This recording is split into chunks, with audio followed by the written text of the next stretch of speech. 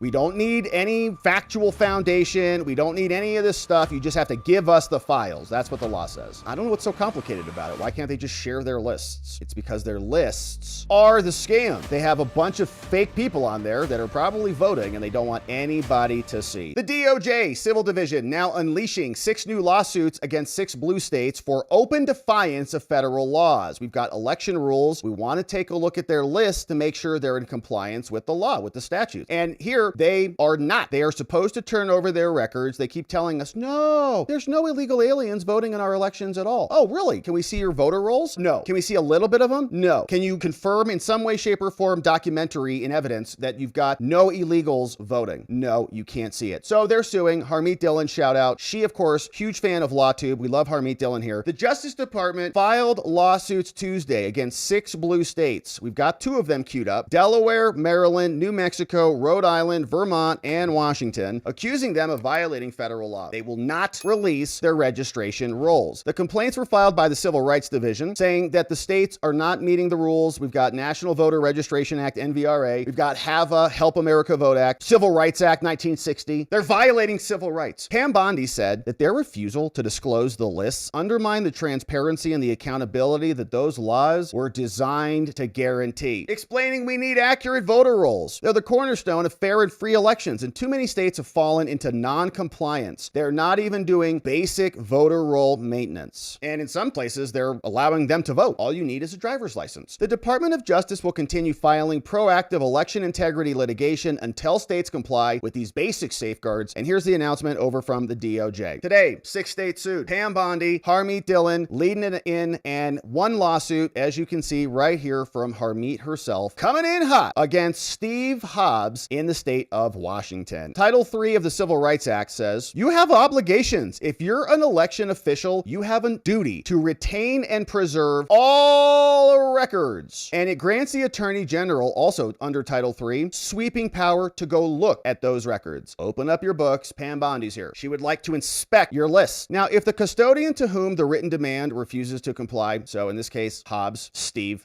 refuses to comply, the rules say that a special statutory proceeding needs to happen, and the AG can conduct an investigation. The AG or her representatives may request a federal court issue an order to make them give us these materials. This is called a summary proceeding, and it happened in another case in 1963. All that needs to happen is Pam Bondi needs to come in and show that she made a written demand for records that are covered by the law. We don't need any factual foundation. We don't need any of this stuff. You just have to give us the files. That's what the law says. So, Judge, that's why we're here. This defendant is Steve Hobbs. He works over there in Washington. He is the state election official responsible for this. Now, this proceeding arises out of a DOJ investigation. They want to get to the bottom of problematic voter rolls, and the laws say you have to preserve them. NVRA requires each state to designate a chief official who's responsible for the records, requiring the state to conduct a general program that makes reasonable efforts. You have to maintain your list. If you're ineligible, you got to go. The NVRA also requires states to maintain, with exceptions not relevant here, all records about the implementation of the program. HAVA does the same. We need a single, uniform, official, centralized, interactive computer statewide voter registration list. Every voter needs to have a unique identifier, and we have a right to see it. Now, the U.S. Elections Commission, which is an independent bipartisan commission, writes reports on these things, and they write reports based on reported data from the states. And so based on a review of the 2024 EAVS report, Harmeet Dillon, assistant AG, on behalf of Pam Bondi, she sent a letter to Hobbs, and she sent a bunch of these. We've read through them as a precursor to the lawsuit. She says, hello, Washington, it's me, Harmeet. Can you please give us your lists so we can take a look at them? They said, no, Harmeet, sorry, this is Washington. The letter requested that you give us a current copy electronically of your list. The letter asked Washington to produce the information encrypted via Justice Enterprise sharing system. In response, Hobbs sent a letter. He said, no. September 23rd, Secretary Hobbs, get out of here, Harmeet. I'm not giving you crap. Our law prohibits our release even to you. It's got private information and we're not giving it to you. So now that the demand was made and rejected, we sent another letter, and we made that demand pursuant to the law. The letter explained, okay, well, here's what we want. We want the last 4 digits of the social. We don't need all of the stuff. We don't want all of these records. Give us the materials that we need. You can redact some things, blah, blah, blah, but here's what we want. The letter also provided the information and said, hey, we're the DOJ, by the way. Like, we're going to comply with the Privacy Act. We're not some,